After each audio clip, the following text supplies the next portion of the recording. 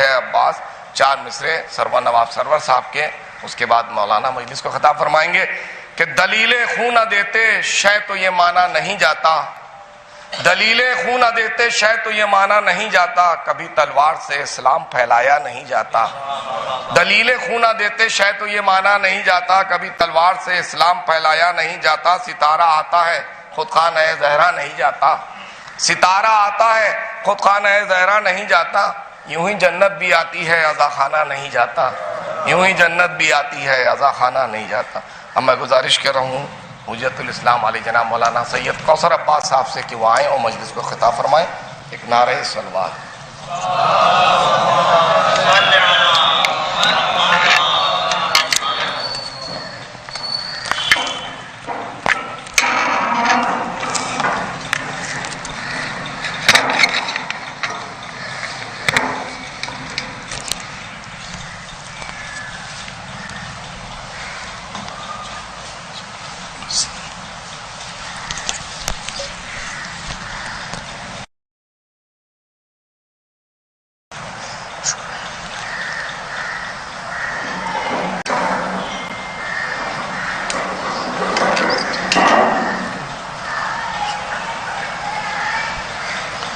رحم اللہ من قرأ الفاتحہ۔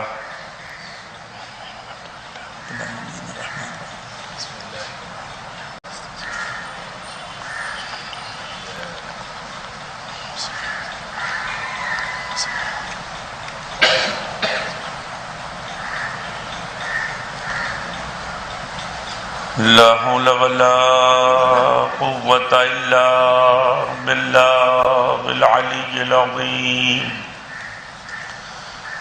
اعوذ باللہ السمیع العلیم من الشیطان اللعین الرجیم۔ بسم اللہ الرحمن الرحیم۔ الحمد للہ الذی ہدانا لہذا وما كنا لنهتدی لولا ان هدانا الله لقد جاءت رسل ربنا بالحق۔ الصلاة والسلام والتحية والإكرام على محبوبي رب المشرقين والمغربين جد الحسن والحسین ابی القاسم محمد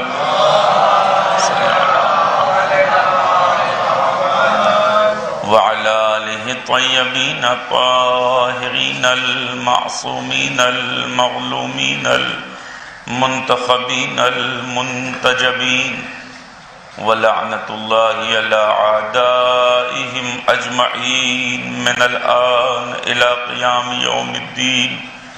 اما بعد فقد قال اللہ تبارک وتعالی فی محکم کتابہ وجلیل خطابہ ومتقن بیانہ۔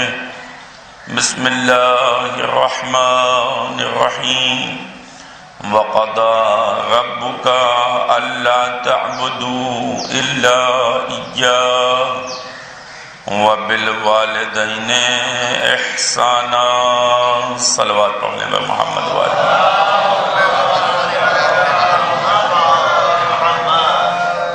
محترم سامعین کرام، برادران عزیز، گزارش ہے ایک مرتبہ سورہ حمد، 3 مرتبہ سورہ اخلاص کی تلاوت فرما کر مرحوم ارشاد حسین ابن عزیز حسن صاحب کی روح کو ایصال فرما۔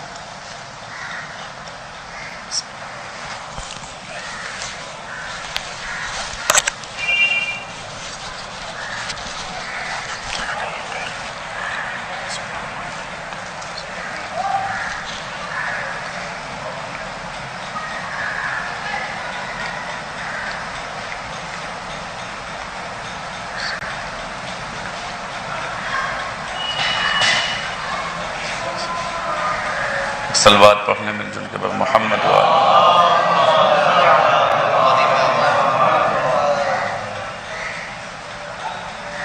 پروردگار نے قرآن مجید میں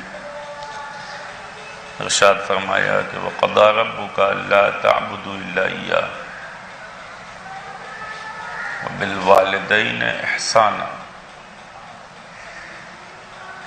اس اللہ کا ارادہ یہ ہے کہ اس کے علاوہ کسی اور کی عبادت نہ کی جائے، اور والدین کے ساتھ احسان کیا جانا ہے، نیکی کی جانی ہے۔ یہ آیت شاید ایصال ثواب کی مجلسوں میں پڑھی جانے والی سب سے زیادہ جو آیت ہے وہ شاید یہی ہے۔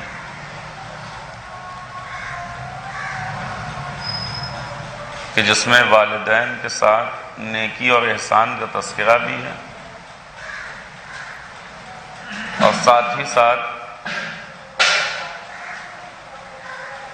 جو کیفیتیں اس آیت کے اگلے حصوں میں بیان کی گئی ہیں وہ واقعی انسانی زندگی کی تربیت کا بہترین حصہ ہے۔ لیکن اس سے پہلے کہ اس باب میں وارد ہوں،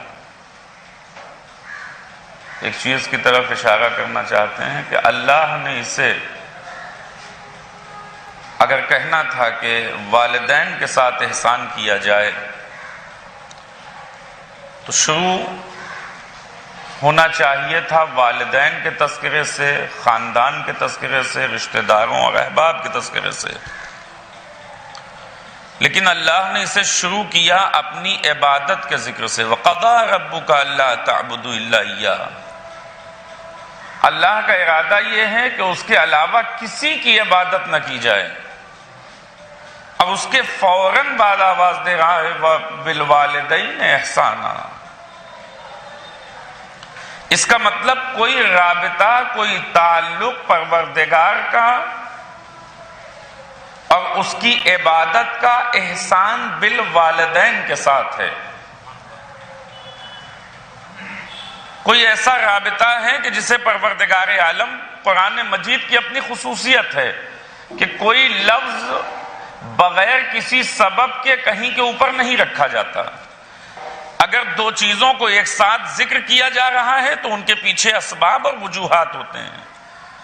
اگر کسی بات کو کسی بات سے پہلے ذکر کر رہے ہیں تو اس کے پیچھے بھی سبب ہے۔ ترتیب قرآن خود اپنے آپ میں معجزہ ہے، الفاظ قرآن خود اپنے آپ میں معجزہ ہے، معانی تو اپنے آپ میں معجزہ ہیں ہی۔ وہ معارف کے جو قرآن کے اندر ہیں، خود اس کا ظاہری حصہ ایاک نعبدو کی جگہ نعبدو کا ایاک، نعبدو ایاک نہیں کہہ سکتے۔ قرآن ایاک نعبدو کہہ رہا ہے تو ایسے ہی کہنا ہے، اور جو مطلب اس میں پوشیدہ ہے وہ اس میں نہیں ہے۔ قرآن کی اپنی کیفیت ہے، لہذا پروردگار عالم نے آواز دی وَقَضَىٰ رَبُّكَ أَلَّا تَعْبُدُوا إِلَّا إِيَّاهُ، اس کے علاوہ کسی اور کی عبادت نہ کی جائے گی، اور اس کے فوراً بعد آواز دیا وَبِالْوَالِدَيْنِ إِحْسَانًا، اور والدین کے ساتھ تمہیں نیکی کرتے رہنا ہے، احسان کرنا ہے۔ گویا پروردگار والدین کے ساتھ جو نیکی ہونی ہے اس کی حد معین کر رہا ہے، بتا رہا ہے کہ ہمیں کہاں تک جانا ہے۔ اگر ہم والدین کے احسانات اپنے اوپر دیکھیں گے تو بہت ممکن ہے کہ ہم سجدے کے لیے گر پڑیں، بہت ممکن ہے کہ ہم ان کی عبادت میں اتر آئیں، کیونکہ جو احسان کیا انہوں نے ہمارے اوپر، جو انہوں نے ہمارے لیے کیا ہے، اگر احساس کر لے انسان تو ممکن ہے کہ انسان عبادت کے مرحلوں پر آ جائے۔ لہذا پروردگار نے کہا خبردار، والدین بہت عظیم ہیں، لیکن اس کے باوجود عبادت فقط خدا کی ہوگی۔ اللہ نے حد معین کی، آواز دیا کہ تمہیں اس کے آگے نہیں بڑھنا ہے۔ یہ احسان کرنا کیسے ہے؟ والدین کے ساتھ احسان کیسے کریں؟ کیا کریں والدین کے لیے؟ اچھے اچھے کپڑے خرید کر لائے، بہترین غذائیں ان کے لیے مہیا کریں، کمرے میں الگ سے ایک اے سی ان کے لیے انتظام کر دیا جائے تاکہ والدین کے ساتھ احسان ہو سکے۔ اصل میں بہت ساری چیزیں اس طرح کی ہیں جنہیں ہم اپنے طور پر سمجھتے ہیں کہ یہ بہت اچھی ہیں، اور ممکن ہے کسی جگہ کے اوپر ہوں بھی، لیکن ایک مرحلے پر آ کر ان چیزوں کی بہت زیادہ ویلیو اور حیثیت نہیں رہ جاتی. جوان کے لیے اپنی ظاہری آرائش قیمتی ہوگی، معنی رکھتی ہوگی، لیکن وہ انسان جو ضعیفی کے مرحلوں سے دوچار ہیں اس کے لیے آرائش بہت زیادہ معنی نہیں رکھتی. جب تک زبان مزہ بتا رہی تھی تب تک غذاؤں کا مطلب تھا. اب جب اس نے مزہ بتانا ختم کر دیا تو کیا فرق پڑتا ہے کہ کتنی قیمتی چیزیں آپ ہمارے پاس لا کر رکھتے ہیں. وہ کون سا ریسٹورنٹ ہے اور وہ کون سا ہوٹل ہے اور کس جگہ کی خاص مشہور کون سی چیز ہے، اس سے کون سا فرق پڑتا ہے. مکان کی بھی بہت زیادہ اہمیت نہیں ہوتی. ایک چیز ہے جس کی طرف زیادہ تر افراد متوجہ ہوں گے انشاءاللہ، لیکن میرا اپنا کام یہ ہے کہ میں آپ کو مزید متوجہ کر دوں. پروردگار عالم کس چیز کی طرف اشارہ کر رہا ہے؟ ہمیں کیا کرنا ہے والدین کے ساتھ، ہم کیا کریں کہ نیکی ہو جائے.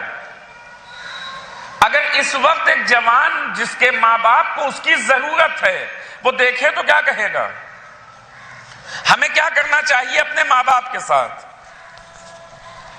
ان کے لیے بہترین کھانے کا انتظام کریں، لباس کا انتظام کریں، رہنے کا انتظام کریں، جہاں کے اوپر وہ بستر پر آرام سے لیٹ سکیں، اطمینان سے ان کی خدمت کے لیے کوئی حاضر ہو. یہ تمام چیزیں عزیزوں یقین جانیے یہ عارضی ہیں جن کی بہت زیادہ حیثیت نہیں. البتہ ان کی ضرورت بہرحال ہے. جسم کو ڈھانپنے کے لیے لباس کی ضرورت ہے، اچھا ہو تو کیا بہتر ہے. کھانے کے لیے کون سی چیزیں ڈاکٹر نے بتا رکھی ہیں، اس عمر میں کون سی چیزیں ڈائجسٹ ہوتی ہیں کون سی نہیں، ان چیزوں کا خیال رکھنا ہے. موسم بہرحال ہمارے مطابق ہونا چاہیے، ورنہ عمر کے اس حصے میں پھر چیزیں نقصان بھی جلدی کرنا شروع کر دیتی ہیں. لیکن کیا واقعی والدین کو انہی چیزوں کی ضرورت ہے آپ سے یا ہم سے؟ نہیں، ایک چیز ہے جس کی طرف ہماری توجہ ہی نہیں ہے. وہ چیز ہے خود اپنا قیمتی وقت والدین کے لیے صرف کرنا. جس چیز کی طرف ہم متوجہ نہیں ہیں، قیمتی وقت اپنا، جو ہم اپنے دوستوں کے ساتھ بیٹھ کر، جو ہم ویڈیو گیمز میں، جو ہم فیس بک پر، جو ہم واٹس ایپ کے اوپر، جو دوسری جگہوں کے اوپر خرچ کر رہے ہوتے ہیں. ضرورت ہوتی ہے کہ اس وقت میں سے ایک حصہ اپنے والدین کے ساتھ گزاریں. اور یہ روایات میں ہے کہ اگر آپ بیٹھ کر اپنے ماں باپ سے گفتگو کرتے ہیں اور ان کے چہرے کے اوپر صرف مسکراہٹ آ جائے، خوشی کے آثار نمودار ہو جائیں، پروردگار آپ کے گناہوں کو بخشتا ہے. اصل میں یہ کیوں ہیں یہ چھوٹی چھوٹی چیزیں؟ ذرا سا سائیکلوجی ہے اس کے پیچھے. اگر ہم سمجھنا چاہیں تو بہت بڑی بات ہے، نہ سمجھیں تو کچھ نہیں ہے. بیٹھ جائیں گے کیا ہو جائے گا؟ ذرا سا مسکراہٹ آ جائے گی. ایک انسان جب تک چل پھر رہا تھا اس کے 1000 دوست تھے، اس کو ٹائم دینے والے بہت تھے، اس کی باتیں سننے والے بہت تھے. آج مولانا کوثر عباس کی زبان چل رہی ہے، مجمع بیٹھ کر سن رہا ہے. جہاں کے اوپر چاہیں وہاں کے اوپر 4 لوگوں کو جمع کر کے بات کر سکتے ہیں، گفتگو کر سکتے ہیں. خود اپنے لیے چیزوں کا انتظام کیا جا سکتا ہے، لیکن ایک وقت آئے گا جب یہ عمر ڈھلنا شروع ہوگی. جب یہ عمر ڈھلے گی تو اس کے بعد کچھ اثرات عمر کے ساتھ آتے ہیں. وہ کیا ہے؟ انسان چیزوں کو فراموش کرنا شروع کرتا ہے، بھولنا شروع کر دیتا ہے. ایک بات ابھی کچھ دیر پہلے کہی تھی، بھول گیا، پھر پوچھ رہا ہے. آپ دیکھیں گھر کے بزرگوں کا یہ ہر جگہ کی کیفیت یہی ہے. جہاں ذرا سا سن اوپر پہنچا اس کے بعد یہ کیفیت ہوتی ہے، دروازہ بند کر لیجئے گا. آگے ٹھیک ہے دروازہ بند ہو گیا، دروازہ بند کر لیا، جی بند کر لیا ہے. پھر تیسری مرتبہ دیکھیے کہ دروازہ بند ہو گیا کہ نہیں. یہ بار بار کیوں کیا جا رہا ہے؟ چونکہ اب ذہن اس طریقے سے کام نہیں کرتا. محلے پڑوس کا اگر کوئی ہوگا تو وہ کیا کرے گا؟ کتنی مرتبہ پوچھئے گا، ایک مرتبہ بتا دیا ہو گئی بات، ختم ہو گئی. لیکن یہ جو محلے کے افراد ہیں، یہ جو غیر ہیں جن کا آپ سے رشتہ نہیں ہے، وہ یہی کہتے ہوئے نظر آئیں گے کہ اب اس بات کو کتنی بار پوچھئے گا. انسان جھنجھلا جائے گا. جب دنیا جھنجھلا رہی ہو تو اپنے کا تقاضا یہ ہے کہ نہ جھنجھلائے. بیٹے ہونے کا مطلب یہ ہے کہ اب یہاں پر جھنجھلاہٹ نہ آنے پائے، اسے احساس ہو کہ یہ میرا باپ ہے۔ فرمایا اگر ان دونوں میں سے کوئی ایک اس مقام تک سن کو پہنچ جائے تو خبردار ان کے سامنے اف نہ کرنا۔ یہ اف نہ کرنا کیوں سکھا رہا ہے پروردگار؟ بعض لوگ کہتے ہوئے نظر آتے ہیں حضور آپ کو شاید پتہ نہیں ہے وہ ماں باپ اور ہوں گے جن کے سامنے اف نہیں کیا جاتا، ہمارے ابا حضور کو آپ جانتے نہیں ہیں۔ ادھر گھر میں ہم وارد ہوئے اور ادھر باتیں شروع ہو گئی، بغیر کسی سبب کے چیخ رہے ہیں، ان کی ساری ضرورتیں بھی ہم پوری کر رہے ہیں، تمام کام ہم کیے دیتے ہیں، اس کے باوجود چیخ رہے ہیں، کیسے نہ بولیں؟ سرکار اسی وقت نہیں بولنا، توجہ فرمائیں، جب مزاج پر بات بار گزرے تب خاموش رہنا ہے۔ جب ابا حضور اچھی اچھی باتیں کر رہے ہوں تو کون دیوانہ ہے جو لڑنے جائے گا؟ قرآن نے یہ تھوڑی کہا ہے کہ جب ابا حضور بالکل نارمل آپ سے بات کر رہے ہوں تب ان کے سامنے آپ کو جھڑکنا نہیں ہے، ان کے سامنے اف نہیں کہنا۔ کون اف کہتا ہے؟ آپ کو اس مرحلے پر اف نہیں کہنا جب بات مزاج پر بار گزرے، جب آپ کے مزاج کے خلاف ہو جائے۔ صلوات پڑھنے پر محمد و آل محمد۔ اب اس مرحلے پر آ کر ہمیں اف نہیں کہنا تو ہوگا، یہ طے ہے کہ جب وہ عمر آئے گی، جب اس سن کو انسان پہنچے گا تو پھر یہ کیفیتیں آئیں گی۔ ان کیفیتوں کے ساتھ انسان کو برداشت کرنا ہے، صبر کرنا ہے۔ واقعی بعض اوقات صبر کرنا پڑتا ہے، انسان کو بہت سخت ہوتا ہے مرحلہ۔ ماں باپ اس طریقے سے گفتگو کرنا شروع کرتے ہیں، معلوم ہوتا ہے سامنے والا دشمن ہے۔ بعض اوقات اپنے ہی بچوں کے بارے میں جو ہے وہ شک کی منزل آ جاتی ہے، بہت سارے مراحل ہیں، سختی سے بات کرنا شروع کرتے ہیں۔ اب اس کے پیچھے بھی اپنا ایک سبب ہے، جب تک انسان کے جسم میں قوت ہوتی ہے نا تب تک وہ لوگوں کے لیے نرم رہنا چاہتا ہے، لیکن جب کمزور ہونے لگتا ہے تو پھر اسے جتانا پڑتا ہے کہ ہم کچھ ہیں۔ جیسے جیسے اندر جسم کمزور ہوتا جائے گا اس کی مجبوری ہوتی ہے، وہ ڈرتا ہے اندر سے کہ میری کمزوری فاش نہ ہو جائے، لہذا ضرورت ہوتی ہے کہ جتائے، بار بار چیزوں کو کہے۔ غیر کیا کرتے ہیں؟ غیر ایک لمحے کے لیے نہیں رکیں گے، ان کا کام یہی ہے کہ وہ اٹھیں گے اور چلے جائیں گے۔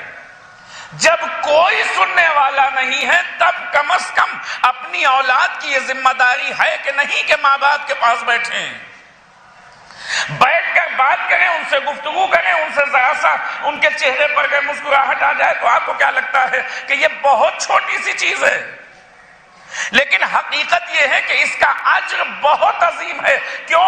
اس لیے کہ کھانا اس کی ضرورت بہت زیادہ انہیں نہیں ہے، اندر سے جس چیز کی ضرورت ہے وہ یہ کہ کل ہمارے پاس بہت سے افراد آ کر بیٹھتے تھے، آج بیٹھنے والا کوئی نہیں ہے، معاشرہ ہمیں برداشت نہیں کر سکتا، لیکن کم از کم ہماری اپنی اولاد تو سمجھے۔ اگر خود اپنی اولاد سمجھنے کو تیار نہ ہو تو پھر آپ یقین جانیے ایئر کنڈیشنر انسان کو سکون نہیں دے سکتا، بہترین لباس انسان کو سکون نہیں دے سکتا، بہترین غذائیں انسان کو آرام نہیں پہنچاتی۔ ضرورت ہے کہ انسان اس نیاز کو سمجھے، اس ضرورت کو سمجھے جو اس وقت کی ہے۔ اگر اس ضرورت کو نہیں سمجھ رہا تو بقیہ چیزیں عارضی ہیں۔ بہت سارے افراد اس طریقے کے ہیں، ابا حضور ہم آپ کو بہترین ہاسپٹل میں آپ کا علاج کرائیں گے، بہت اچھا ٹریٹمنٹ ہوگا، تمام چیزیں۔ اصل میں دیکھنے کی ضرورت ہے کہ اس وقت واجب اور ضروری کیا ہے، اس وقت واقعی کس چیز کی ضرورت ہے۔ میں آپ کی خدمت میں ذرا سا مقدمہ عرض کروں تاکہ یہ بات اور آسانی کے ساتھ آپ تک پہنچے۔ صلوات اور پڑھنے پر محمد و آل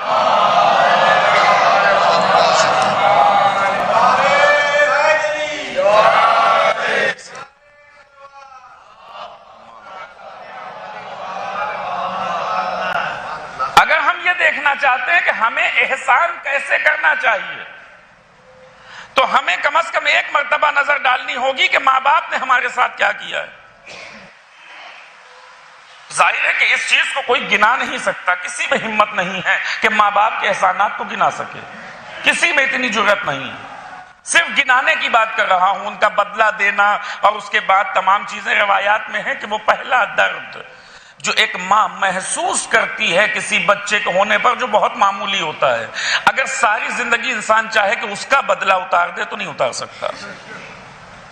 وہ پہلا مرحلہ جو ہوتا ہے اسے نہیں کر سکتا. لیکن کچھ چیزیں ہیں جو نظر میں آتی ہیں، جو دکھائی دیتی ہیں. غور کیجئے گا، ایک انسان کی زندگی کو دو حصوں میں ہم تقسیم کر سکتے ہیں، دو حصوں میں بانٹ سکتے ہیں. ایک حصہ وہ کہ جو اس کے باپ بننے سے پہلے کا حصہ ہے، ایک حصہ وہ جو باپ بننے کے بعد کا حصہ ہے. ہم آپ ہر انسان کی زندگی ان دو مرحلوں میں ہوتی ہے. اس سے پہلے کہ ہم کسی کے باپ ہوں، اور اس کے بعد کہ ہمارے پاس کوئی واقعی بیٹا بیٹی کوئی ایسا آ جائے کہ جس کے بعد پھر ہماری اپنی پہچان کچھ اور ہو جائے. یہ دو مرحلے ہیں. ان میں دونوں میں فرق کیا ہے؟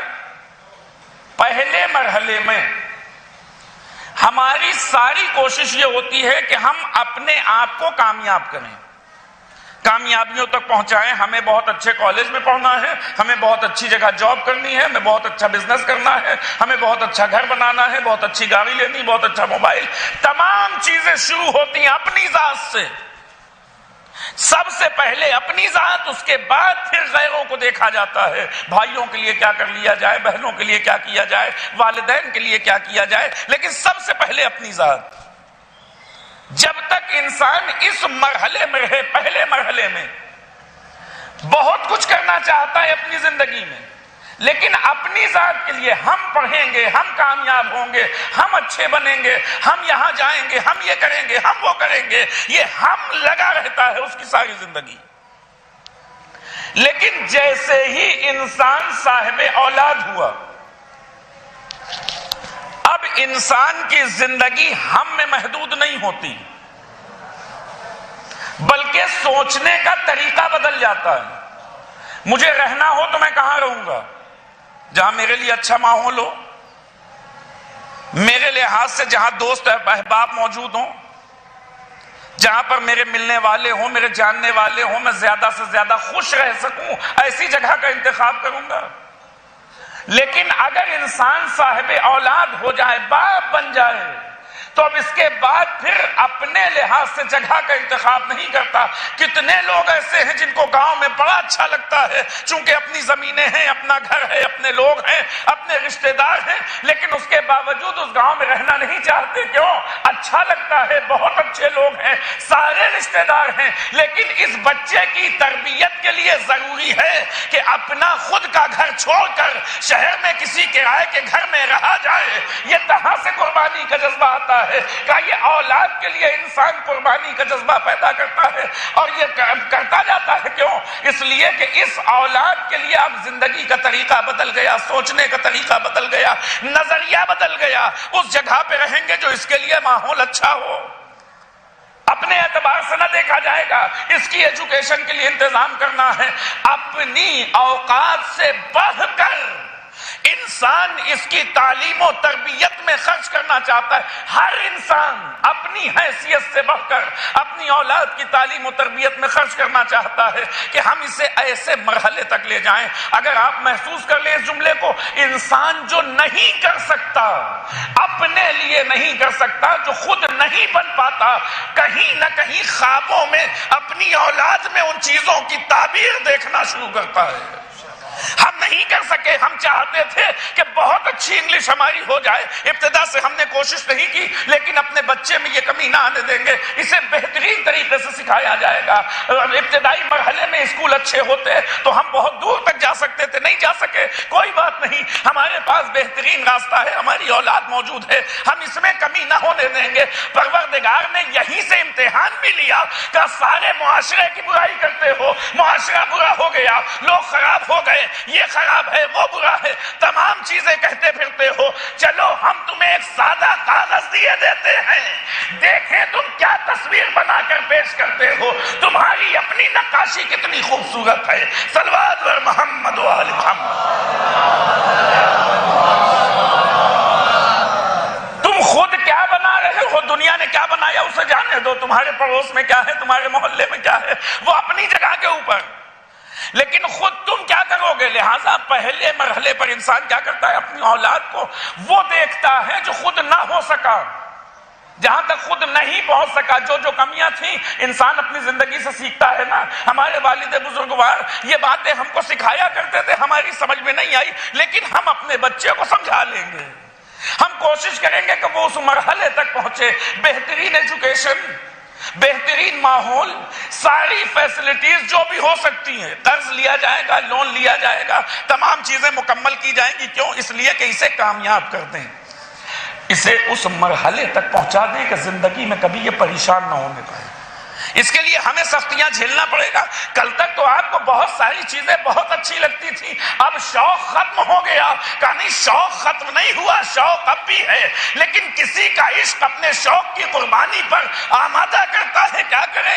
کوئی ہے جس کا شوق اپنے شوق سے اوپر چلا گیا، کسی کی ذات ایسی ہے کہ جس کے مقابلے میں وہ اپنی ذات کو اہمیت نہیں دیتے، تو باپ اپنی خواہشات کو مار کر اولاد کی تربیت اور ان کو پروان چڑھاتا ہے۔ یہ باپ کا کام ہے، اپنے مرحلے پر آ کر بہترین سے بہترین انتظامات کرتا ہے، اس بیٹے کو کامیاب کرنا چاہتا ہے۔ کامیابی کا ایک ہی معیار ہے ہمارے ہاں، دو لفظ سب سے زیادہ بولے جاتے ہیں، یا ڈاکٹر بنا لیجئے یا انجینئر بنا لیجئے۔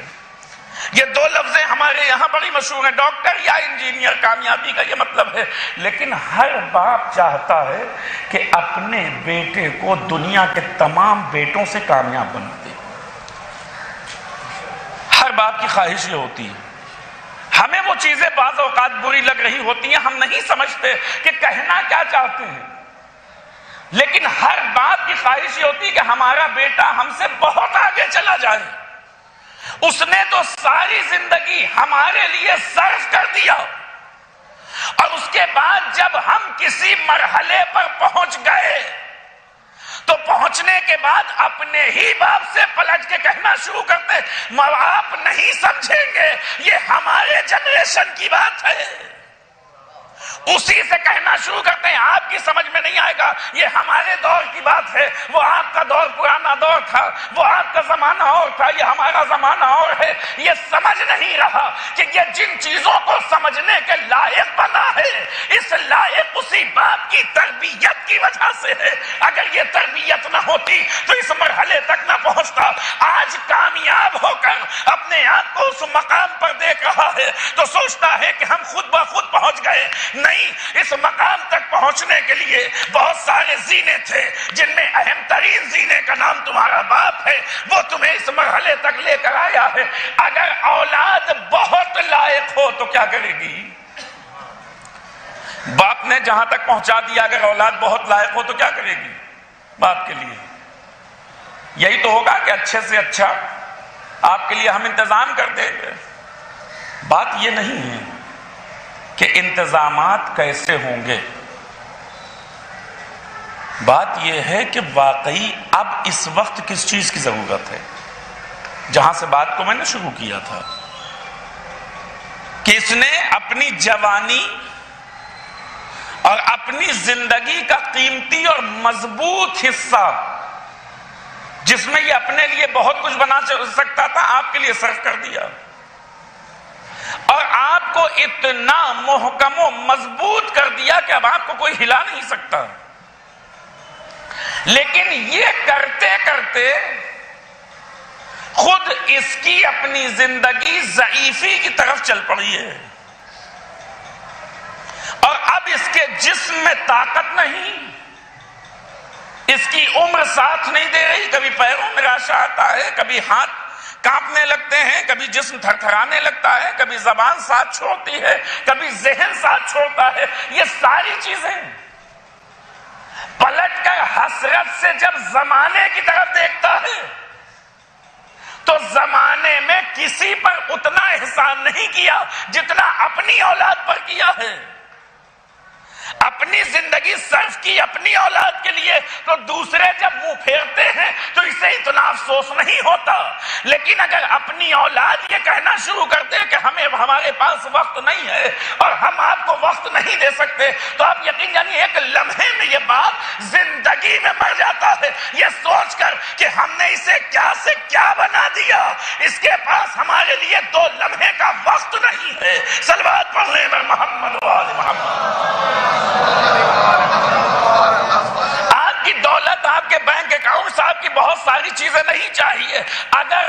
میں غلط نہ ہوں تو ایک جملہ کہنا چاہتا ہوں، آپ کبھی بھی غور کریں کہ وہ ماں باپ کے جو بزرگ ہو جاتے ہیں، آپ ان سے کبھی پوچھ کر دیکھیے کہ ابا آپ کی طبیعت ٹھیک نہیں ہے، لے چلیں آپ کو کسی اچھے ہاسپٹل میں دکھا دیں، ہمیشہ جواب یہی آتا ہے کچھ نہیں ہوا، بس ٹھیک ہو جائیں گے۔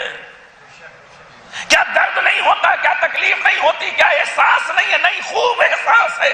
جانتے ہیں کہ ہمارے اپنے اوپر میرا بچہ کیوں خرچ کرے، ہم ذرا سی زحمت برداشت کر لیں، لیکن اس کا مال خرچ نہ ہونے پائے، اس کے ساتھ تکلیف نہ آنے پائے۔ یہ ماں باپ کی اپنی سوچ ہے، لائق بیٹے کی ذمہ داری ہے۔ وہ کہتے رہے کچھ نہیں ہے، تمہیں محسوس کرنا پڑے گا، تمہیں سمجھنا پڑے گا کہ نہیں ہے۔ صلوات بر محمد و آل محمد۔ وہ لاکھ کہتے رہے اور اس طریقے سے وہ کہیں گے جب تک درد برداشت کے باہر نہ ہوگا تب تک آپ کو پتا کہاں چلے گا کہ درد ہے؟ آپ کو تو پتا تب چلے گا جب برداشت کے باہر ہو گیا۔ لہذا جب بھی ہم دیکھیں گے لے چلیں آپ کو دکھایا جائے گا، نہیں دکھانے کی ضرورت نہیں ہے۔ کیوں؟ کیا ضرورت ہے ادھر ادھر؟ ابھی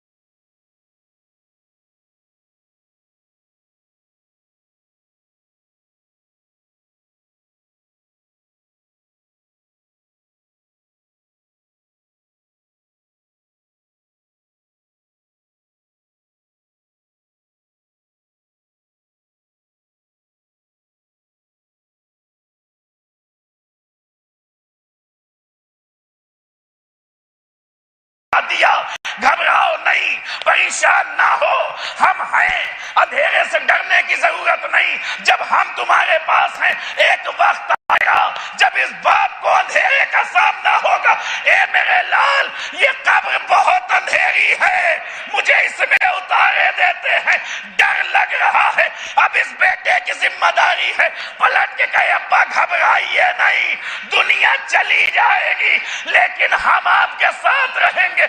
کیسے ساتھ رہا جائے گا؟ کیا قبر میں اتر جائیں گے؟ کہا نہیں نہیں، قبر میں تو نہیں اتر سکتے، لیکن ساتھ رہنے کا طریقہ یہ ہے ادھر آپ کے اوپر یہ رات ہوگی تو ہم یہ رات جاگ کر گزار دیں گے، کبھی صدقہ نکالا جائے گا، کبھی نماز وحشت قبر پڑھی جائے گی، کبھی قرآن پڑھا جائے گا، کبھی سورہ یاسین پڑھی جائے گی، کبھی رحمان پڑھا جائے گا۔ ہم جو کر سکتے ہیں، اگر آپ نے ہمیں اس بچپنے میں تنہا نہیں چھوڑا تو ہم اس مرحلے میں آپ کو تنہا نہ چھوڑیں گے۔ صلوات بر محمد و آل محمد۔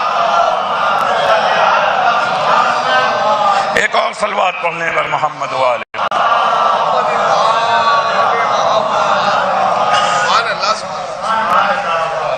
اس مرحلے پر انسان اپنے والدین کا اگر ساتھ دینا چاہے، انہوں نے ہمیں اس وقت سہارا دیا جب ہم گھبراتے تھے، ڈرتے تھے، آج ان کے ساتھ یہی کیفیت ہے۔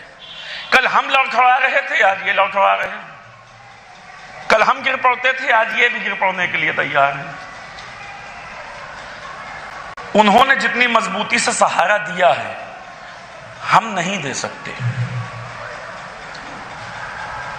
اس لیے کہ ہم اس مرحلے تک جب تک یہی وجہ ہے کہ جب ماں باپ دنیا سے گزر جاتے ہیں تو پھر انسان احساس کرتا ہے کہ کیا چلا گیا. جب یہ چلے جاتے ہیں پھر انسان کو احساس ہوتا ہے کہ ہمارے پاس کون سی نعمت تھی.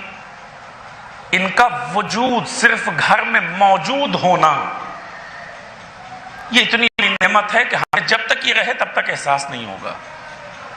لیکن جب یہ دنیا سے گزر جاتے ہیں پھر ہمیں پتہ چلتا ہے کہ ہمارے ہاتھوں سے کیا چلا گیا. تو وہ باپ جس نے اپنے بیٹے کی تربیت کے لیے، اب یہاں پر ایک جملہ تربیتی بھی عرض کرنا چاہوں گا کہ جس نے اپنے بیٹے کی تربیت کیا ساری زندگی، وہ اپنے بیٹے سے کیا چاہتا ہے؟ جب ابا حضور قبر میں ہیں، حالت احتضار میں ہیں، تو اس وقت کیا چاہیے باپ کو؟ دولت، غذائیں، لباس، مکان، دوست، احباب، کچھ نہیں چاہیے. اس وقت چاہیے دعائیں، اس وقت چاہیے سورے. اب وہ باپ کتنا بد نصیب ہے جس نے اپنے بیٹے کو دنیا میں تو کامیاب بنا دیا لیکن دین کی تعلیم نہیں دی، جس نے قرآن پڑھنا نہیں سکھایا، جس نے یہ نہیں بتایا کہ ماں باپ کا احترام کیسے ہوتا ہے، مرنے کے بعد ان کے لیے ایصال ثواب کیسے کیا جاتا ہے. جن بیٹوں کو یہ تمیز نہیں ہوتی نا، جن کو یہ تربیت نہیں دی جاتی، یقین جانیے وہ انتظام کر کے اطمینان سے گھر کے اوپر بیٹھنا پسند کرتے ہیں یا کرسی ڈال کر سائڈ میں بیٹھے ہوتے ہیں. ضرورت ہے کہ ہم سمجھیں کہ انہوں نے کیا کیا ہمارے لیے. جس وقت میت کو لے کر چل رہے ہیں، دنیا کے کسی چیز انسان کی طرف اس کی نظر ہو نہ ہو، اپنی اولاد کی طرف ہوتی، چونکہ بالکل نئے مراحل ہیں. اس سے پہلے کبھی نہیں ہوا نا کہ ہم پڑے ہوئے ہیں، کچھ بول نہیں پا رہے، دیکھ رہے ہیں چیزوں کو لیکن کسی سے بیان نہیں کر سکتے، سن رہے ہیں لیکن بیان نہیں کر سکتے. یہ ہمارے ساتھ کیفیت نہیں ہوئی تھی کبھی، آج ہوئی ہے. چاہتے ہیں کہ لوگوں سے بتا دیں، لوگوں کو روک دیں، کیوں رو رہے ہو، کیوں پریشان ہو، نہیں روک سکتے. اپنی اولاد کو دیکھتے ہیں تڑپ کے رو رہی ہے، چاہتے ہیں کہ منع کریں اسے، بیٹا نہ رو، لیکن نہیں کہہ سکتے. آخر میں کیا ہوتا ہے؟ لوگ کاندھے پر لے کر چل دیتے ہیں قبرستان کی طرف. انسان جس وقت قبرستان کی طرف جا رہا ہے پلٹ کر اپنی اولاد کی طرف دیکھتا ہے کہ ہم نے اپنا سب کچھ قربان کر دیا اس کے اوپر، لیکن اسے سکھایا کیا؟ کیا صحیح طریقے سے سورہ حمد پڑھ کے ہدیہ کر سکتا ہے؟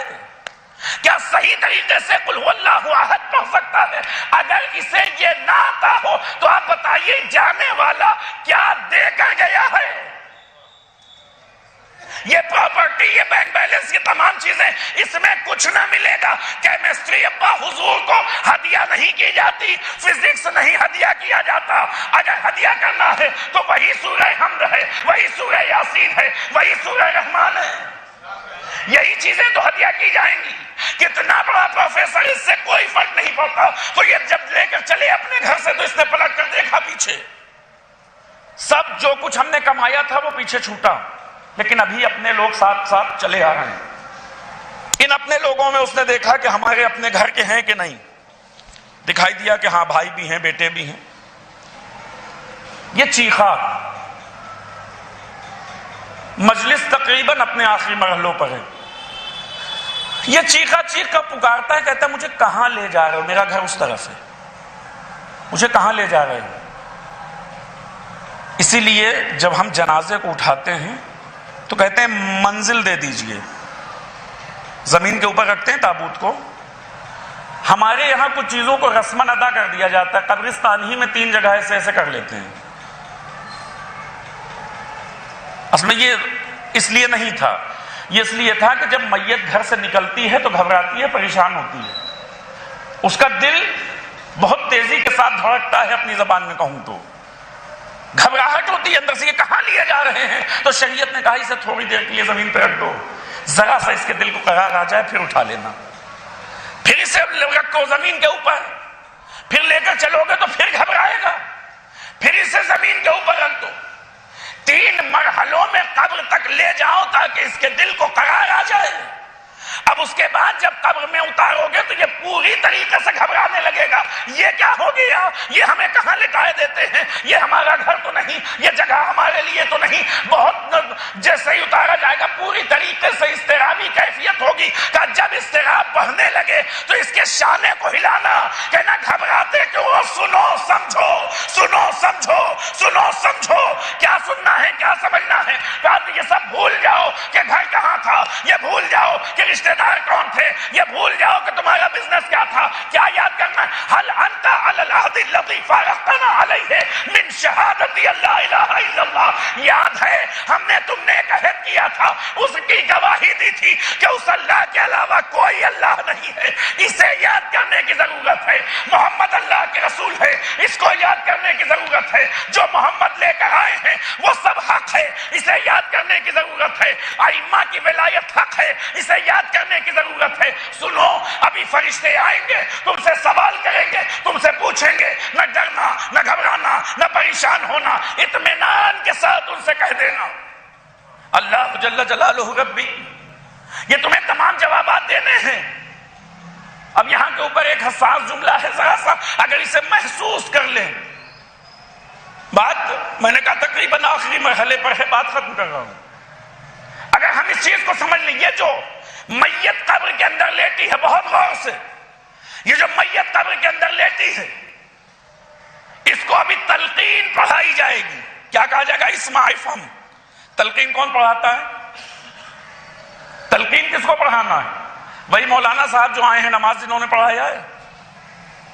ایک آدمی نیچے سے شانہ ہلائے گا، وہ قبر کے سرہانے بیٹھ کر تلقین پڑھ دیں گے، وہ کہیں گے فلاں ابن فلاں، سنو سمجھو، یہ چیزیں تمہارے لیے ہیں، ایک ترتیب ہے جو بیان کی جائے گی۔ ٹھیک ہے، بہت اچھی بات ہے، میں اس سے ذمہ داری سے بھاگ نہیں رہا، ہر انسان کو یہ کرنا چاہیے، یہ مولانا صاحب جو آئے ہیں یہ کریں، بہت اچھی بات ہے، لیکن کتنا اچھا ہوتا کہ خود کا بیٹا قبر میں اترتا، خود کا بیٹا قبر میں اتر کر شانہ ہلا کر کہتا کہ ابا گھبراتے کیوں ہیں، پریشان نہ ہوئیے، کوئی نئی چیز نہیں ہے، یہ وہی تو ہے جو آپ نے ہمیں سکھایا تھا۔ اس بچپن کے مرحلے میں اللہ ایک کہہ کے سکھایا تھا، اسی خدا کی وحدانیت کی گواہی دینا۔ پنجدن 5 کہہ کے جو چیزیں آپ نے سکھائی تھی نا، وہی نبوت ہے، وہی امامت ہے، وہی قیامت کا مرحلہ ہے جو آپ نے ہمیں سکھایا تھا۔ کوئی نئی چیز نہیں ہے، وہی آپ سے سیکھا ہوا ہے جو آپ نے بتایا تھا۔ ایک مرتبہ پھر دوہرا دیجئے گا، ہم یہیں کے اوپر بیٹھے ہوئے ہیں، جب سب چلے جائیں گے تو پھر قبر کو بند کر دیا جائے گا، تو ایک مرتبہ آخر میں انسان کو انتظار ہوتا ہے کہ نہیں؟ ایک انسان وہاں پر رکے گا، بقیہ افراد کو کہا جاتا ہے آپ لوگ ذرا قبر سے دور ہو جائے، دوبارہ تلقین پڑھی جاتی ہے۔ اپنی خود کی اولاد دور جا رہی ہے، کوئی غیر مولوی سرہانے بیٹھا ہوا ہے۔ میں پھر کہہ رہا ہوں، مولوی حضرات پڑھتے ہیں، بڑی اچھی بات ہے، لیکن کتنا اچھا ہوتا کہ اپنی اولاد بیٹھ کر پڑھتی، اپنا بھائی بیٹھ کر پڑھتا، اپنے عزیز بیٹھ کر پڑھتے۔ کوئی ایسا چہرہ ہوتا جس سے ہم پہلے سے مانوس ہیں، کوئی ایسا ہوتا۔ یہ کب ہوگا؟ جب ہم نے اس طرف توجہ دی ہوتی۔ انگلش کتنی فاسٹ آتی ہے، اس میں کوئی عیب نہیں ہے، لیکن ذرا عربی پڑھنا سکھا دیا ہوتا، ذرا عربی کا تلفظ سکھا دیا ہوتا، یقین جانیے یہ دنیا میں بھی کامیاب ہوتا، آخرت میں بھی کامیاب ہوتا۔ صلوات بر محمد و آل محمد۔ یہ ہر مرحلے پر انسان کامیاب ہو جاتا اگر ہم نے اس چیز کی طرف توجہ دی ہوتی۔ سب چلے گئے، یہ کم از کم اپنی اولاد کو یہاں پر بیٹھے ہونا چاہیے تھا۔ 40 قدم دور جب مومنین چلے گئے تو یہ جو کوئی غیر بیٹھا ہے نا سرہانے، اس کی جگہ اگر اپنا ہوتا تو اس میت کو قرار آتا، اور اس کے بعد جب سب جانے لگے تو پھر یہ پکار کر کہتی ہے میت، یہ باپ اپنے بیٹے کو پکارتا ہے، بیٹا ہم نے تمہارے لیے اپنی زندگی صرف کر دی، آج ہمارے اوپر سخت رات ہے، بہت ڈر لگ رہا ہے، خوف آ رہا ہے، ابھی تک یہ جگہ یوں ہی اندھیرے میں تھی، اب لوگوں نے اسے اوپر سے بند بھی کر دیا ہے، ہم حرکت نہیں کر پا رہے، ہمارے جسم میں حرکت نہیں ہے، ہم کچھ نہیں کر سکتے، اے میرے لال مجھے خوف محسوس ہو رہا ہے۔ اگر اولاد کو ہم نے دین سکھایا ہے نا، تو فقط جس اولاد کو دین آتا ہے وہی یہ کام کر سکتا ہے کہ ابا گھبرائیے نہیں. اگر کل آپ نے ہم کو تنہا نہیں چھوڑا تھا تو آج ہم بھی آپ کو تنہا نہیں چھوڑیں گے. یہاں کے اوپر رک نہیں سکتے، اپنے گھر جائیں گے، لیکن یقین جانیے تو ایصال ثواب کے لیے فقط انتظار نہ کیجئے کہ میت کے بعد تیسرا دن آئے گا تو مجلس سوم کی جائے گی، پھر 40واں آئے گا تو ایک مجلس کی جائے گی. نہیں، مجلس بہترین ذریعہ ہے ایصال ثواب کا. لیکن جس طریقے سے ماں باپ نے ہمیں ساری زندگی چاہا نا، ویسے ہی ہمارا حق ہے، ہماری گردنوں پر حق ہے کہ ہم ماں باپ کے ساتھ احسان اور نیکی ہر لمحہ کریں. جب کوئی نماز پڑھنے کھڑے ہو تو اپنے والدین کی مغفرت کی دعا کریں، مغربین میں کھڑے ہوں تو مغفرت کی دعا ہو، ظہرین میں کھڑے ہوں تو ان کے لیے مغفرت کریں، سورہ فاتحہ پڑھا جائے، نماز صبح کے بعد ان کے لیے دعا کیا جائے. ہر نیک کام جو ہم کر سکتے ہوں اس میں والدین کے لیے دعا کیا جائے، اس میں ان کا حصہ قرار دیا جائے. مجلسوں میں شرکت کریں تو آواز دیں ہم اس میں اپنے والدین کو شریک کرنا چاہتے ہیں. ماتم کریں تو اس میں شریک کریں اپنے ماں باپ کو. جلوسوں میں شرکت ہو تو اپنے ماں باپ کو شریک کریں. ہر مرحلے پر اپنی شرکت ماں باپ کے ساتھ ہوتی رہے، ماں باپ کو اپنے ساتھ شریک کیا جاتا رہے. کیوں؟ آپ نے ہمارے لیے اپنا سب کچھ قربان کر دیا. ہم آپ کو بھولیں گے نہیں، وہ اور ہوں گے جو ماں باپ کو پیچھے چھوڑ کر آگے بڑھ جاتے ہیں. ہمیں احساس ہے ہم آج جو کچھ ہیں آپ کی وجہ سے. تو پھر تعلیمات اسلامی یہی ہے کہ پھر بھولنا نہیں. ماں باپ جب تک زندہ رہے تب تک احسان نہیں کرنا، مرنے کے بعد احسان کرتے جانا ہے. کبھی سورہ فاتحہ کے ذریعے، کبھی کار خیر کے ذریعے، کبھی راستے پر پڑے ایک پتھر کو ہٹائیے اور کہیے پروردگارا میں نے اسے ایصال کیا اپنے والد مرحوم کے لیے. کبھی کسی غریب کو کھانا کھلائیے، کہیے میں نے اسے ایصال کیا والد مرحوم کے لیے. کبھی کسی پیاسے کو پانی پلائیے. راستے بہت ہیں، ہمیں اور آپ کو سمجھنے کی ضرورت ہے. صلوات بر محمد و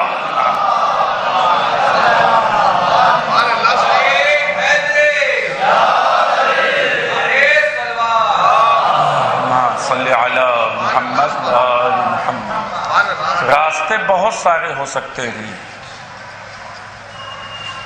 ضرورت ہے کہ انسان کو احساس ہو. بس اگر یہ احساس ہے پھر کرتا جائے گا. احساس مر گیا تو ختم ہو. اب ہم سمجھیں، جب یہاں تک مرحلے کو لے آیا ہوں، ایک جملہ اگر نہ کہوں تو مجلس میں کچھ نہیں کہا گیا، یہ سمجھ لیجئے. یہ جملہ اگر نہ کہوں تو سمجھ لیجئے کہ مجلس میں کوئی پیغام دیا ہی نہیں گیا.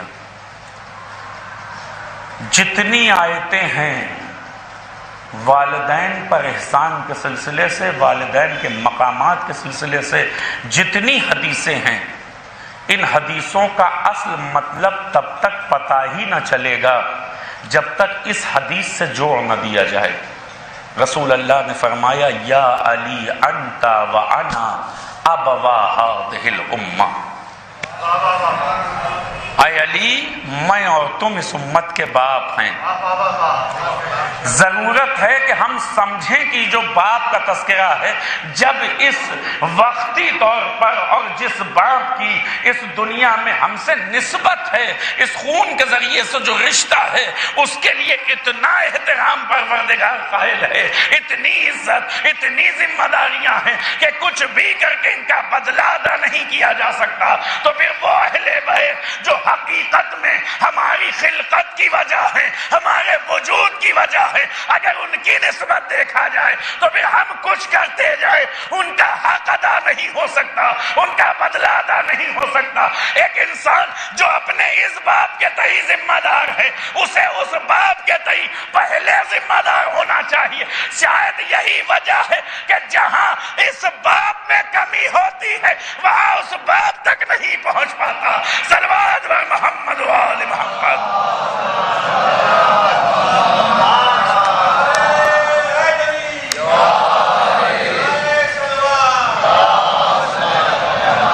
اگر یہاں کوئی کمی ہے تو پھر اس باپ تک انسان نہ پہنچے گا، پھر وہاں کوتاہی ہوتی نظر آئے گی.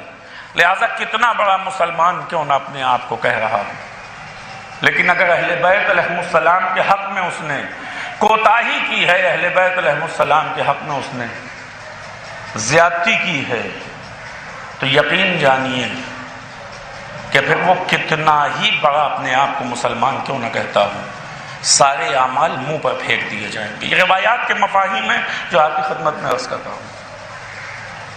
جو کوتاہی کرے ان کے حق میں پھر کوئی فائدہ نہیں ہے، کتنا بڑا مومن، کتنا بڑا متقی کیوں نہ ہو، کتنا بڑا پرہیزگار کیوں نہ ہو، اس لیے کہ انہی سے دین ہے، انہی سے ماں باپ کی خدمت کا صلہ بھی یہیں سے ملنے والا ہے۔ محبت اہل بیت کے ساتھ باپ پہ احسان کرو گے تو فائدہ ہے، محبت اہل بیت علیہ السلام کے ساتھ یہ تمام کام انجام دیے جائیں گے۔ محبت اہل بیت کے ساتھ ماں کے چہرے کو دیکھو تو عبادت ہے، محبت اہل بیت کے ساتھ باپ کے چہرے کو دیکھو تو عبادت ہے۔ اگر محبت اہل بیت نہ ہو تو لاکھ اعمال کرتے رہو، نماز جیسی عظیم عبادت نہیں رہ جاتی، روزہ عبادت نہیں رہ جاتا، حج عبادت نہیں رہ جاتا، تو پھر یہ امور کہاں سے عبادت رہ جائیں گے؟ لہذا پہلے مرحلے پر بچوں کو سکھانے کی ضرورت ہے۔ ہماری ماؤں نے یہ کام بڑی اچھی طرح سے کیا ہے، پہلے مرحلے پر محبت اہل بیت ڈالنے کی ضرورت ہے۔ اگر انسان اس چیز کو سمجھ لے تو وہ اپنے باپ کا مطیع و فرما بردار ہو جائے گا۔ دیکھ لیجئے گا، کبھی تاریخ میں ایک مرتبہ کتابوں پر نظر ڈالیے گا تو آپ کو پتہ چلے گا کہ جو لوگ اہل بیت کے دشمن ہیں ان کا رویہ اپنے باپ کے ساتھ کیا تھا۔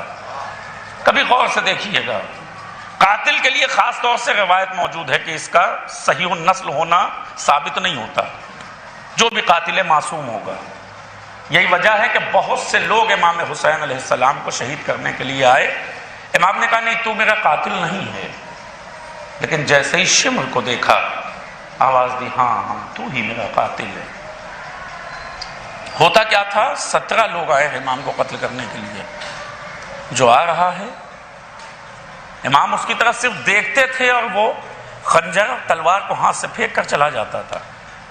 امام کہتے تھے کیوں قتل کرنا چاہتے ہو ہمیں، میں تو یوں ہی مر جاؤں گا، کیوں اپنے ہاتھوں میرے خون سے رنگین کرنا چاہتے ہو اپنے ہاتھوں کو؟ لیکن جب شمر آیا تو اس کی طرف امام نے دیکھ کر کہا ہاں تو ہی میرا قاتل ہے۔ لوگوں نے کہا حسین کی نظروں میں پتہ نہیں کیا ہے، ہم دیکھتے ہیں تو ہم سے برداشت نہیں ہوتا۔ اس نے کہا میں نظروں میں دیکھوں گا ہی نہیں، میں آنکھوں میں دیکھوں گا ہی نہیں، پشت گردن سے ذبح کرنا شروع کیا۔ امام مظلوم کو وہ حسین کہ جو ابھی ابھی اپنی بچی سے رخصت ہو کر آئے، امام حسین علیہ السلام سے پہلے خیمے میں بہت سارے افراد موجود تھے۔ امام کے جب بھی کوئی شہید گیا ہے مقتل تک تو کم از کم سب کو اتنا اطمینان تھا کہ امام حسین موجود ہیں۔ علی اکبر مارے جا رہے ہیں لیکن حسین تو ہیں، عباس شہید ہوئے لیکن حسین تو ہیں۔ لیکن اب جب امام حسین جا رہے ہیں تو اہل حرم کو لگتا ہے اب کون رہ گیا، اب ہم اکیلے ہو گئے، اب ہم تنہا ہو گئے، لہٰذا امام حسین ایسے رخصت نہیں ہوئے۔ امام حسین کے جانے سے پہلے بیویاں آپ کے دامن سے لپٹی جاتی ہیں۔ جناب سکینہ نے آ کر یہی تو کہا تھا امام حسین سے، بابا جو بھی صبح سے مقتل میں گیا ہے اب تک واپس نہیں آیا، میں جانتی ہوں آپ بھی جا رہے ہیں، واپسی کا امکان نہیں ہے، لیکن بابا جانے سے پہلے ایک مرتبہ سینے پہ سلا لیجئے۔ امام حسین علیہ السلام اپنی بیٹی کو سینے پر سلاتے ہیں، یہ باپ کی محبت ہے بیٹی کے لیے، تڑپ رہی ہے بیٹی، کس طریقے سے اپنے بابا کو رخصت کرے مجھے نہیں پتا کیا ہوا۔ اچانک سکینہ اٹھی اور اٹھ کے کہا بابا جائیے خدا حافظ۔ امام حسین جب مقتل میں آئے ہیں یہاں پر ایک صدا دی امام نے، آواز دی حل من ناصر ینصرنا، پھر کہہ رہے ہیں امام، جیسے ہی یہ آواز آئی نا امام کی حل من ناصر ینصرنا، اس آواز کا مطلب یوں تو آپ سنتے رہتے ہیں، اس کو سمجھیں کیا ہے یہ۔ امام جب کہہ رہے تھے کوئی ایک نصرت کرنے والا ہے جو میری نصرت کرے، امام کسی ایک کو بلا رہے تھے، کوئی ایک ہے، یعنی اتنے بڑے مجمع میں حسین تنہا تھے، کوئی نہیں تھا جو امام حسین علیہ السلام کی نصرت کرتا۔ اچانک امام کے کانوں میں ایک آواز آئی، السلام علیکہ یا غریب۔ امام نے کہا یہ یہاں پر سلام کرنے والا کون؟ پلٹ کے کہتے ہیں وعلیکہ السلام یا غریب۔ اس نے کہا میں تو جانتا ہوں کہ آپ یہاں کے نہیں ہیں، لیکن آپ کو کیسے پتا کہ میں یہاں کا نہیں ہوں؟ امام نے کہا یہاں مجھے کوئی قابل سلام نہیں سمجھتا، تیرا سلام کرنا بتا رہا ہے کہ تو اجنبی ہے، تیرا سلام کرنا بتا رہا ہے کہ تو غریب ہے، تو یہاں کا نہیں مسافر ہے کہیں کا۔ قریب آیا، کہنے لگا کون ہے آپ؟ اپنے بارے میں بتائیے، اپنا تعارف کرائیے۔ امام نے کہا میرے بارے میں نہ پوچھو، جتنی جلدی ہو سکے یہاں سے چلے جاؤ۔ کہنے لگا یہ لوگوں نے آپ کو کیوں گھیر رکھا ہے؟ یہ کس کے لاشیں پڑے ہیں؟ یہ کون لوگ ہیں؟ آپ کون ہیں؟ اپنا تعارف کرائیے، اپنے بارے میں بتائیے۔ امام نے کہا میرے بارے میں نہ پوچھو، جتنی جلدی ہو سکے یہاں سے چلے جاؤ، جتنی جلدی ہو سکے دور ہو جاؤ۔ پلٹ کے بار بار کہتا ہے آپ کون ہیں؟ اپنے بارے میں تو بتائیے، یہ لوگ کون ہیں جو آپ کو گھیر رکھا ہے؟ یہ لشکر کیسا ہے؟ آپ کی گھٹا کیا ہے؟ آپ کے لوگوں کو کیوں مارا گیا ہے؟ کون ہیں آپ؟ اپنے بارے میں بتائیے۔ امام نے ایک مرتبہ کہا جا، تیری بیٹی تیرے گھر پہ تیرا انتظار کر رہی ہے۔ جیسے یہ جملہ سنا ایک مرتبہ پلٹ کے کہتا ہے آپ کو کیسے پتا میری بیٹی بھی ہے؟ آپ کو کیسے پتا وہ منتظر ہے؟ آپ کو کیسے پتا یہ آپ کے چہرے پہ نور کیسا ہے جو آسمان تک جا رہا ہے، ملائکہ ارض و سماوات تک یہ نور پہنچ رہا ہے؟ بتائیے تو صحیح آپ کون ہیں؟ خدا را اپنا تعارف کرائیے۔ امام کیسے بتائیں کہ کون ہے؟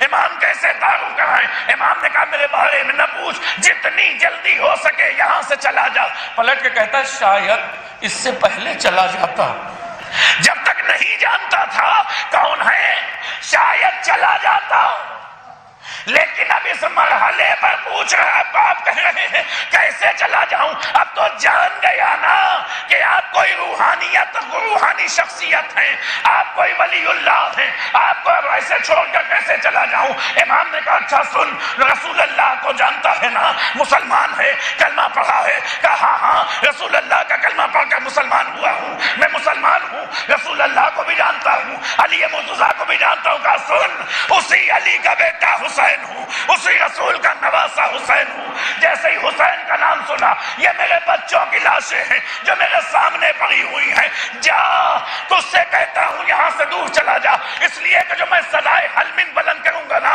اس صدائے حلمن کا جواب دینا ہر مومن پر واجب ہوگا۔ جس کے کانوں میں یہ آواز جائے گی اس پر واجب ہوگا کہ لبیک کہے، اتنی دور چلا جا کہ میری آواز تجھ تک نہ پہنچے۔ پلٹ کے کہتا ہے اگر اس سے پہلے چاہتا تو چلا بھی جاتا، اب تو جان گیا مولا ہو، اب کیسے چلا جاؤں؟ اب تو جان گیا حسین ہو، اب کیسے چلا جاؤں؟ امام نے آواز دیا جا، میں چاہتا ہوں کہ چلا جا۔ جانے کے لیے آمادہ ہوا، تیار نہیں تھا لیکن امام کے کہنے پہ جانے لگا۔ امام نے روکا، کہا سن، ایک لمحے کے لیے شہر جا۔ کہنے لگا مولا اب تک نہ جا رہا تھا تو آپ بھیج رہے تھے، اب جا رہا ہوں تو روک رہے ہیں۔ کہا سن تو صحیح، تیری بیٹی نے تجھ سے کوئی مطالبہ کیا تھا؟ کہنے لگا ہاں مولا، جب گھر سے نکلا تھا تو بیٹی نے کہا تھا بابا اب کی سفر تجارت سے میرے لیے خوبصورت سی انگوٹھی خرید کر لائیے گا، انگشتر کا مطالبہ تھا۔ مولا نے سوال کیا، خریدا؟ کہنے لگا مولا بھول گیا۔ کہا سن، بیٹیاں سوال کرے اسے بھولا نہیں کرتے۔ اپنی انگشتر اتاری، اس کے حوالے کیا، کہا لے جا، اسے لے جا کر اپنی بیٹی کو دینا، کہنا تیرے امام نے تحفہ بھیجا ہے۔ اگر جانے والا چلا گیا لیکن سوال ہمارے ذہن میں آیا، مولا فقط ایک بیٹی تو منتظر نہ تھی، اگر ایک بیٹی اور ہے جو مدینے میں انتظار کر رہی ہے۔ اکبر نہ گئے، آپ نے نہ بلوایا، مولا سغرا در بیت الشرف پر بیٹھی ہے، انتظار کر رہی ہے بھیا اکبر، ارے تم آ جاؤ، بہن انتظار کر رہی ہے۔ لیکن اکبر جائیں تو کیسے، سینے پہ برچھی کی ہنی ہے، حسین جائیں تو کیسے، چاروں طرف سے فوج آدھا نے تیروں کی بارش کی ہے، کنڈ خنجر لیے شمر بڑھ رہا ہے، سروتن میں جدائی ہوگی، زینب کچھ قدم کے فاصلے سے دیکھیں گی، جا کر سید سجاد کو باخبر کریں گی۔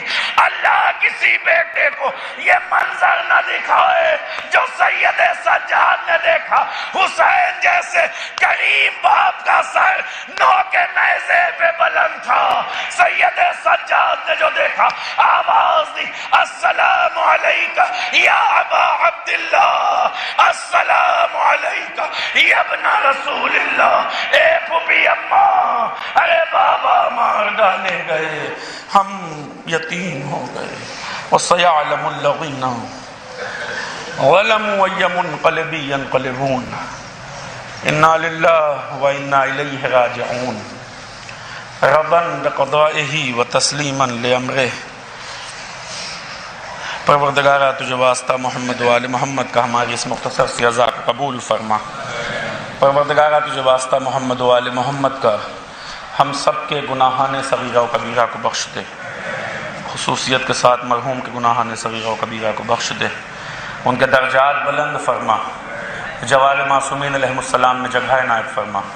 پروردگارہ ہم میں جو بھی مریض ہیں انہیں شفاء کامل و عاجل عنایت فرما۔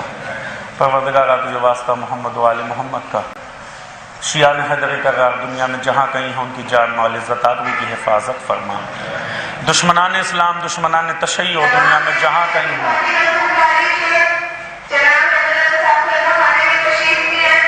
دشمنان اسلام دشمنان تشیع دنیا میں جہاں کہیں ہوں، اگر قابل ہدایت نہیں ہیں تو انہیں نیست و نابود فرما۔ پروردگارہ تجھے واسطہ محمد و آل محمد کا علماء کرام مراجع اعظام کا سایہ ہمارے سروں پہ باقی رکھ، حرمہائے مقدسہ کی حفاظت فرما۔ پروردگارہ تجھے واسطہ محمد و آل محمد کا دعاؤں میں خاص دعا یہی ہے، منتقم خون امام حسین فرزند زہرا حضرت حجت کے ظہور میں تعجیل فرما، ہم سب کو ان کے اعوان و انصار میں شمار فرما۔ ربنا تقبل منا بهذا القلیل انک انت السمیع العلیم برحمتک یا ارحم الراحمین۔ گزارش ہے ایک مرتبہ سورہ ہم 3 مرتبہ سورہ اخلاص کی تلاوت فرما کر مرحوم ارشاد حسین ابن اعجاز حسن مرحوم کی عزیز حسن مرحوم